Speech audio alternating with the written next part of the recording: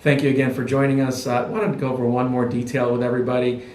In your packet that you're going to be receiving either a DocuSign or by mail, there'll be a second form in there called a 478 form, and it's basically an internal form at LPL. And Taylor, can you tell us a little bit about that form and how it works with management?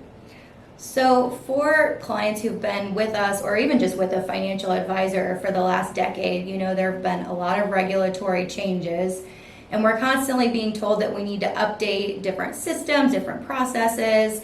And the latest update has been taking a look at how we are charging fees to the client.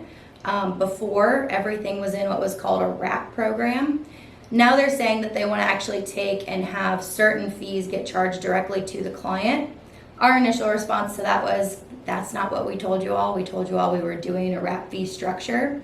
The response to it is that the majority of investments that we actually trade internally are what are called NTF, no transaction fee. So for us, whether the client is paying it or we're paying it really isn't relevant because they don't have a transaction fee associated with it. But for regulatory and compliance purposes, they want it coded into what's called SWIM 1 as opposed to SWIM 2. Again, it's going to be more technical than anything else. Like the other changes we've made over the past 9 years, I've been at the firm in 30 years, you've been doing this, Chris. We don't ever make the change unless we can make sure that for the client, it's not going to have any kind of a fee impact to you. So again, it's really just a formality of transitioning from one to the other. The only time there are exceptions are if there are stocks, individual stocks and bonds, it's $7 to trade those.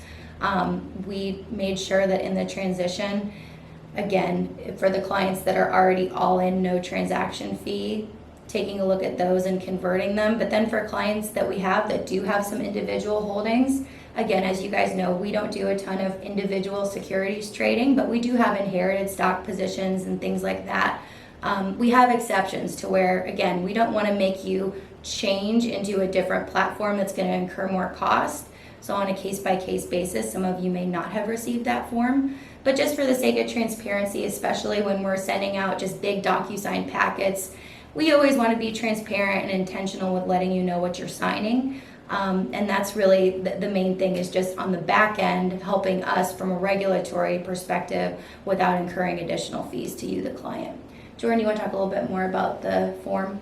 Yeah, so very important. Rule number one, none of this is a scam. We keep getting phone calls over and over again asking if this is a scam. It is not. This is a transition that we'll be doing.